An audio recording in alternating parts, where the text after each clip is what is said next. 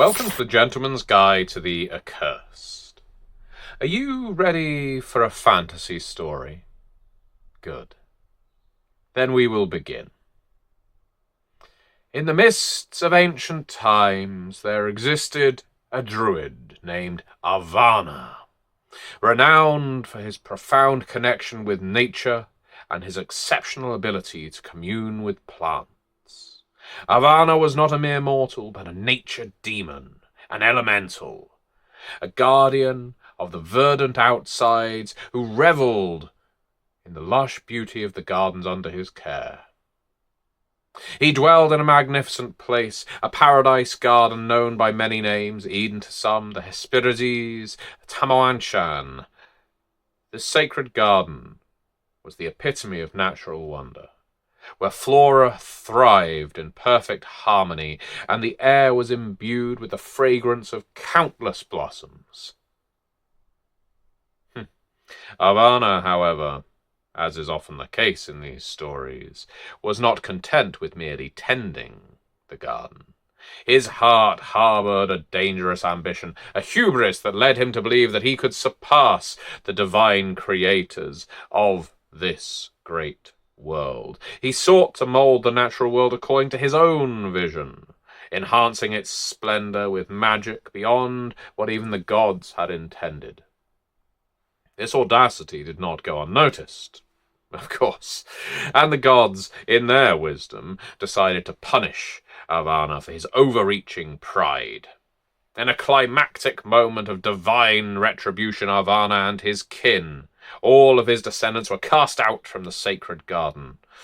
The gods severed their bond with the land, hence the broken vine, and they were forever cursed to wander the earth, our fragile, mortal, flawed earth, disconnected from the paradise they once knew.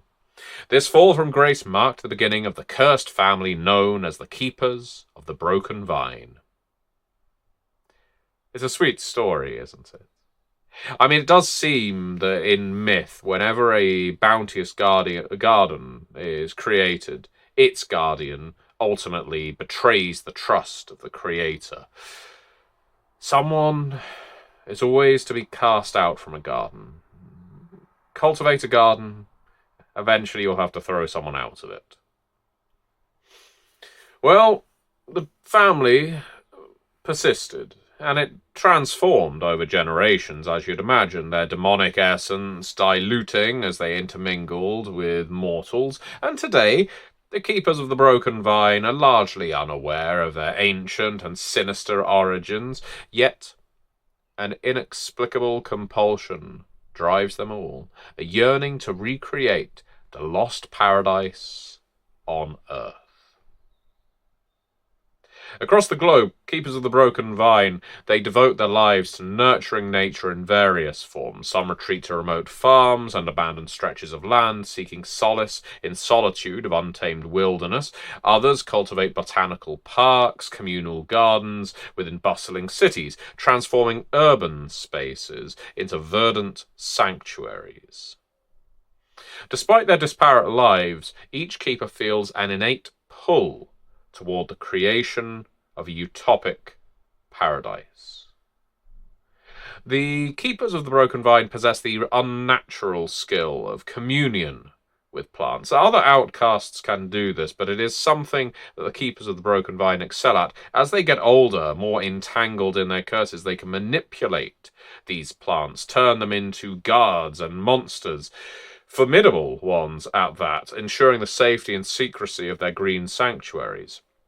What's more, if you ever desire a cure for a poison or simply to create a toxic brew, the Keepers are the family you want to approach. They can make the most humdrum of weeds, leaves, and shoots into potent medicines and toxic killers. Some outcasts beyond this family describe them as closer to flora than to fauna. It should be noted, however, that within the ranks of the keepers there exists a philosophical divide. You will have noted that there are many of these across the families of the accursed. Some members believe that humanity deserves the utopic gardens that they strive to create, envisioning a harmonious coexistence between people and nature. These keepers work tirelessly to foster environments where humans and flora can thrive together, hoping to inspire a global reverence for the natural world. Conversely, others harbour a darker view. They see industry and human progress as inherently evil, destructive forces that have ravaged the earth. These keepers are unchecked and undecided on how far their measures against humanity and progress should go. Right now, there is no opposition. They are a strong faction.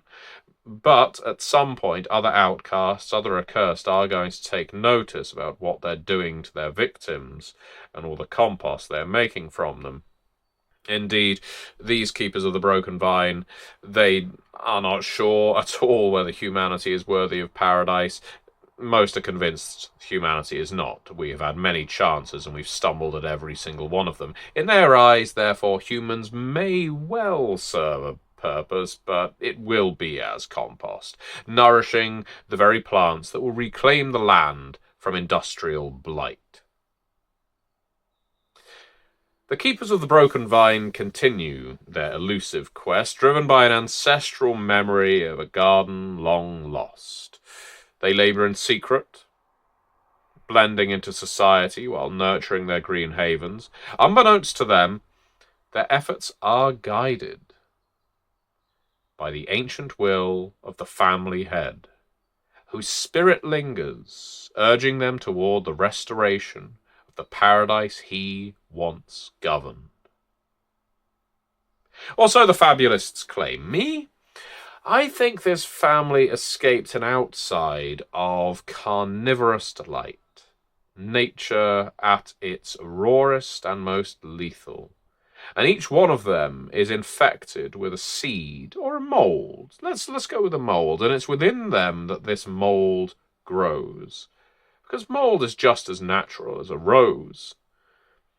A keeper of the broken vine is not going to stress or overly concern themselves with what plant life deserves to flourish and which one does not. All plants in the garden are a constituent part of paradise. And within these mold-filled keepers of the broken vine, they smile, they smile, they placate, they nurture, they cultivate. They play the role of druid and keeper, but mark my words, the keepers of the broken vine are no pacifists, and they only wish to create a paradise for themselves. This heaven they envision is their heaven. Anyone else within it is destined to become mulch. Perhaps you don't believe me. Maybe you've encountered keepers of the broken vine who seem perfectly on the level, absolutely helpful, normal, generous. They want to create a world that you can live in. After all, so many of these keepers foster fantastic loopholes, especially ones of a natural variety, or seemingly natural. Well, I encountered a crew of a curse not long ago, led by the rather sublimely named Eden Doe. She's quite the outcast, my friends. Quite the keeper of the broken vine. You see, she styles herself a Mother Earth type, Gaia in human form. I see her as more emblematic of a poison ivy. When she addresses you, her words are sweet. She wants to get into your ear and into your mind. But if you look her in the eye while she is addressing you, you can see just at their corners, just around the edges, tiny shoots starting to pry their way out, just easing their way free. And not just from her eyes, from her nostrils, the corners of her mouth, maybe even her ears. The more she speaks, the more these plants within her are given life. Now, as soon as you respond, maybe even with horror, they retreat rapidly. But what does this say? What does this tell me? Why does this stoke my paranoia? It feels like when addressing a Keeper of the Broken Vine, you are simply addressing a human mask. And that's the case with a great many outcasts, but it makes me wonder what the plants within truly want. What their thinking is. Are they simply straightforward, primeval, survive? Or is there something more alien, more intellectual going on in there? And do the Keepers of the Broken Vine even know of this mold that they harbour? In my experience, the best role for the Keepers in any city is probably that of balance, judge, law. They remain impartial in most matters relating to petty politicking, and they rarely engage in the hunt for heirlooms and outsides. There are plenty of outcasts and other accursed who do. They fixate on heirlooms. It's their way of status building. But the Keepers of the Broken Vine are less interested in that. They cultivate their spaces. They're not interested in yours. But what that means is they become very good at deciding things down the middle. Solomonic roles, you could say. Because they are convinced their outside has been lost. They aren't striving to search every liminal space trying to find access to a fabled garden. They're quite committed to rebuilding it. They don't need to return home. They will make a new one. And all of this said, it means they don't clash quite as often with other families as other accursed sometimes do. This may lead to us underestimating them, but to go back to my points, their role as judges, arbiters, is a useful one. They use their neutrality to good effect if you employ them to do so. Have the outcast with no dog in the race adjudicate in matters of politics and brinksmanship. The best thing about playing the role of judge for the Keepers of the Broken Vine, well, they're notoriously impatient when it comes to prattle and accusation, and rule on matters swiftly. All the better to get back to their gardens. And so the saga of the Keepers of the Broken Vine unfolds, a tale of a cursed family bound by nature, striving to mend what was broken and reclaim their place in a world where the beauty of the garden reigns supreme.